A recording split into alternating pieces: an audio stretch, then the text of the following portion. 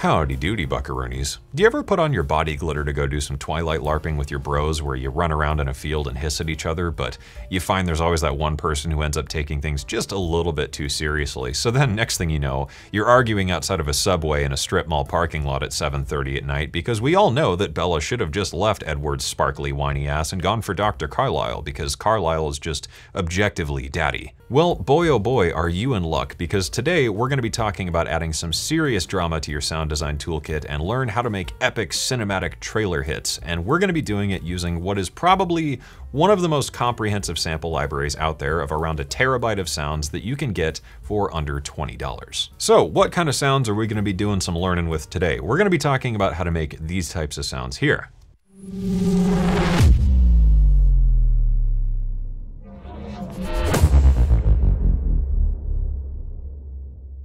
So, from scratch, we're gonna build one of these epic whoosh hit cinematic trailer effects things, and it's gonna be a ton of fun. I absolutely love doing this kind of stuff. Effects stuff is some of my favorite things to work on whenever I'm doing sound design work for sample libraries, because there really are no rules, and you can be as creative and weird as you want with it, and really throw the kitchen sink at everything and see what comes out the other end. The sounds we're gonna be using in this video are from my friend Marcel over at Free to Use Sounds. If you've never seen his channel, you should absolutely go check it out. It's one of my favorite channels on YouTube because Marcel and his partner travel all around the world doing insanely high quality field recordings of everything. Industrial fans and rainscapes and taxi cabs and drawers and doors and door knockers and tanks and just about everything in between. But what makes this library unique is not only its huge size, it's somewhere north of 1 terabyte at this point, but the fact that these samples are entirely royalty free. Which, what I mean by that is,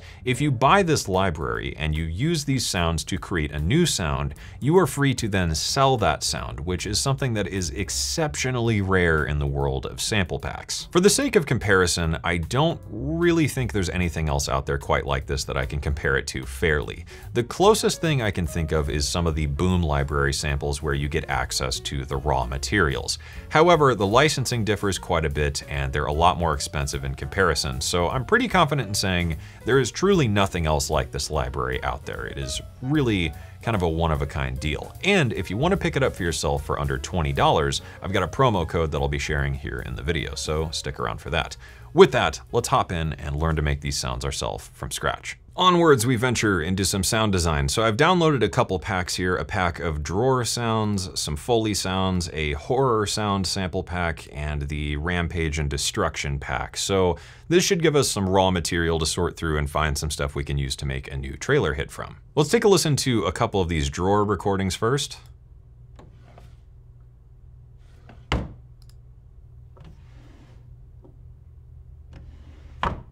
So we've got some nice knocks and wooden sounds here. So this is gonna be probably the base canvas we're gonna work from.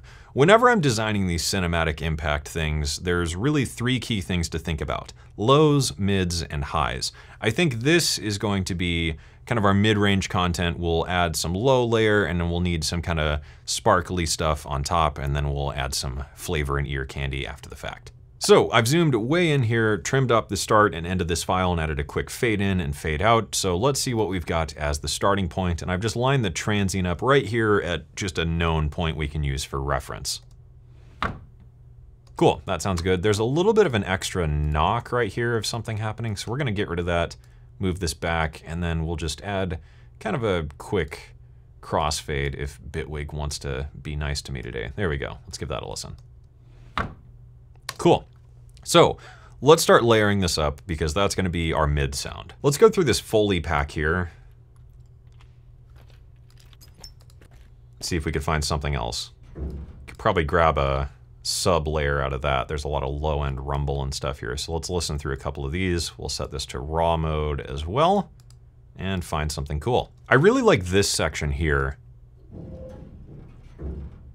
It's a little bit too stereo, but it's got a nice kind of creaky, moany metallic texture and then a nice subby impact. So we can use that to start filling out the sound a bit more. Moving back here, let's just roughly line that up with that transient. Let's trim out this metallic thing. I think I'm gonna move that to a new track.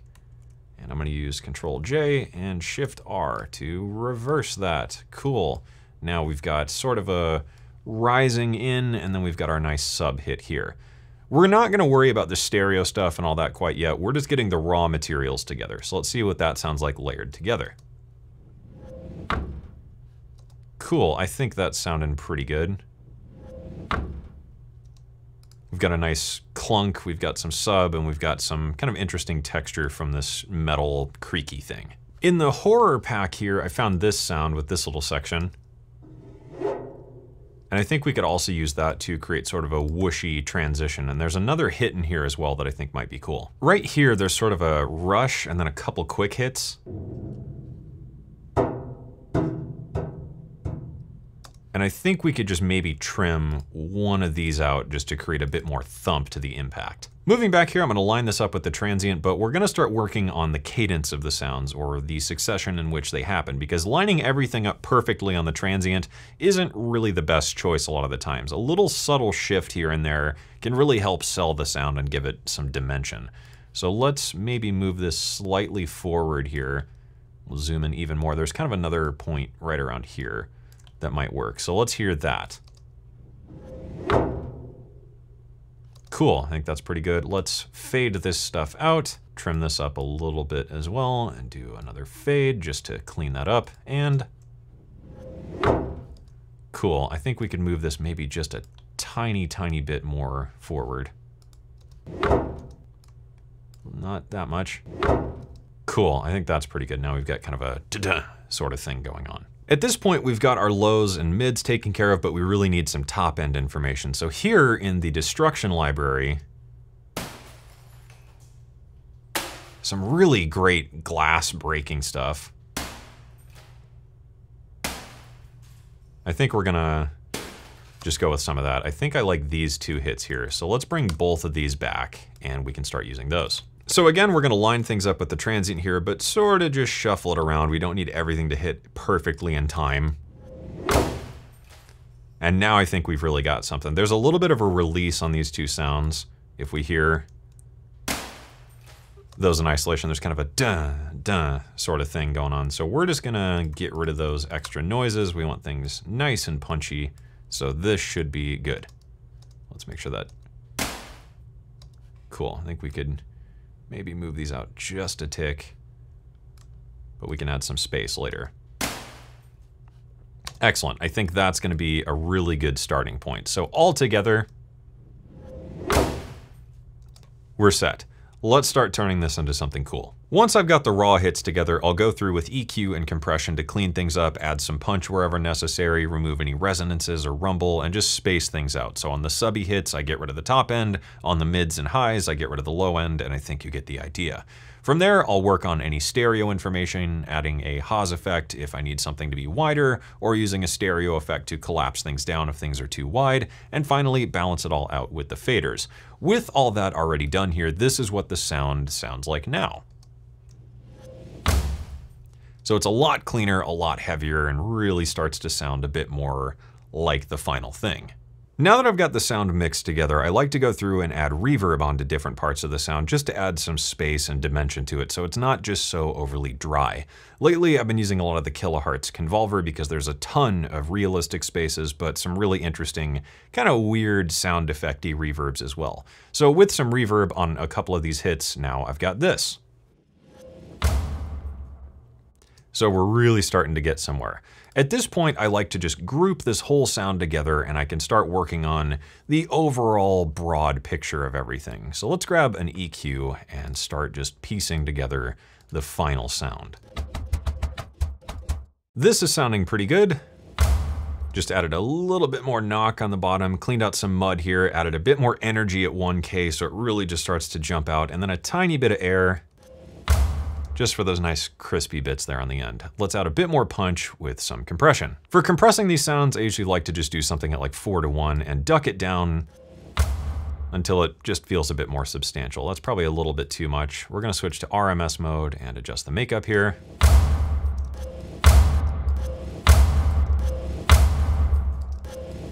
Make this nice and loud. We're gonna open up the attack just a tick more to let that punch really come through.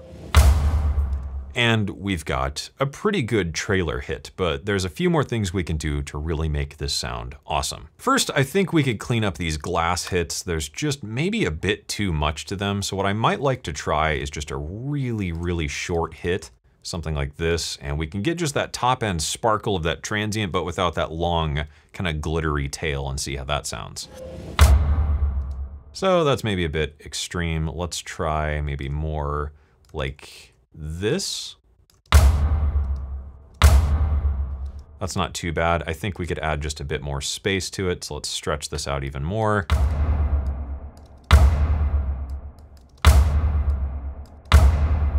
Kind of liking that with just a higher mix on that reverb. Let's give the whole sound a play just so we can hear that in context. It sounds pretty damn epic to me. So now comes the really fun part, which is adding all that ear candy, because this sound on its own could probably work, but I think we could make it better. I'm gonna go through in my own sound design library here and grab maybe one of my sounds from my sample packs. Maybe like that really low subby kick hit there, and we'll blend that in just to add some really big punch and weight to this sound. There we go, now we're starting to get somewhere. Let's maybe look for a snare or percussion sound. There we've got a really nice snappy snare drum, so I think we could just blend that in really low just to add some air and snap to that kick. So we might not even need that transient. We could maybe stand to get rid of that a little bit. And now we're really starting to rock and roll. Going for a bit more, I don't know, sci-fi twist to this whole thing, we're gonna grab some other samples. Maybe these types of little kind of weird clicks and hits and whatever. And we can use these to start layering things together and really get something weird. So I think we're gonna maybe reverse this one just to get some texture into that rise of the sound here. This, we could maybe beef up that hit with. This one, I think, again, we'll reverse and just add some movement to that initial kind of upsweep thing. And we'll be really detailed here and just shave off that transient. We really just want the noise of this. So let's put all those together inside of the group folder here, turn these down, and just start balancing them out with everything else. After a bit more experimenting and tweaking, I think I got something I like here. So I've added that kick, that snare. I've got a couple little effects things here for some texture. This extra little swoopy layer. I added a tiny, tiny sample of a hi-hat just to layer up with that kick to really punch that transient.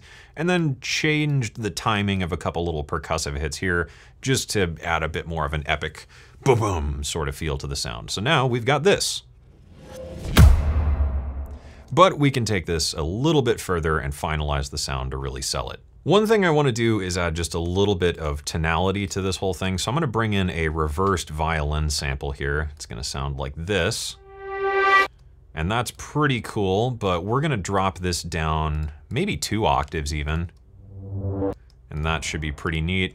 Let's double that up and raise it up 1 octave, and then we're gonna start manipulating the pitch of these 2 hits. In Bitwig, I'm just gonna grab the pitch here and just drop it down a semitone on this top layer, and on this bottom layer, we're gonna do the same thing, but we're gonna bring it up maybe like 2 semitones or so, and get sort of a detuned, epic kind of riser thing. To make this thing a little bit more interesting, let's grab something like the M Wave Shaper and just distort the living hell out of this thing. This sounds kind of interesting, and I think we can work with that. Now we're gonna grab a tremolo and create kind of a whoopy swoopy thing. So we're gonna automate the rate here to kind of sweep down. Let's start at maybe 9 hertz or something like that and drop this down a bit and see what we got.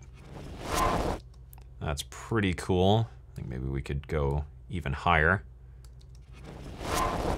Cool, and maybe we'll drop the stereo width a little bit more. Cool, that should be nice. Epic. We're gonna combine these 2 layers together, and I think we're gonna grab the M Saturator and just distort this hit a little bit more. Let's enable the harmonics and just kind of mess with that. I think that's pretty neat. Almost getting sort of a brass kind of feel to that. Maybe we'll even do the tremolo on that as well. Let's see what that sounds like. Yeah, I think that would be kind of neat. So let's automate that. We'll do the rate. Up it goes into epic sweepy glory. We'll need to turn this down and sort of level these things back out. All right, I think now we're really starting to get in business. Let's try a reverb on that. Cool, and I think we could add just a little bit of a sub layer and we'd be done. For the sake of time, I'm gonna use a sub hit already synthesized here. If you wanna know how to make those though, let me know and I'd be happy to do a tutorial on those. They're pretty easy to make. So we're gonna layer that together and just get a nice downer sort of thing going on. Turn that up a little bit.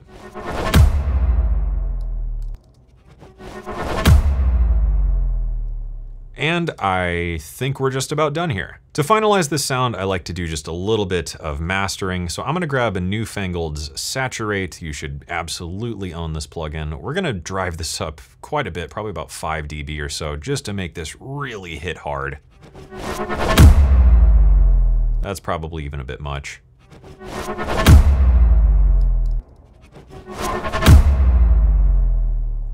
I think that's pretty solid, and we'll go in and add a little bit of multiband compression. For this, I usually like to use the PSP Oldtimer MB. I'm gonna drop the valve down a little bit. We've already added some distortion, but what's cool is we can use this to drop the width of the low end, maybe increase it on the mids and make it super wide up on the top, and then we'll just kind of finagle the compression here a little bit until we get what we want. Okay, with that, I think we are now done. Let's give a listen to the final sound. And I think we're in business with an epic trailer hit. And that is how you can make these epic whoosh hit trailer impact things using this sound library and a couple of extras on top. This is hopefully a bit of a homework assignment for you because this stuff is a ton of fun. I love doing these types of sounds and it's so interesting to get experimental and see what you can create because again, there's really no rules. You can go as wild and weird as you want with these types of sounds. A huge thank you to my friend Marcel for the sound pack. If you want to check the sample library out for yourself, you can use the promo code VENUSTHEORY to get it for under $20 on Bandcamp. All that is going to be linked down in the description below. With that, I guess that's my time. So thank you for watching. I hope you enjoyed it. I hope you learned something. And as always, I hope this inspires you to get out there and make something awesome.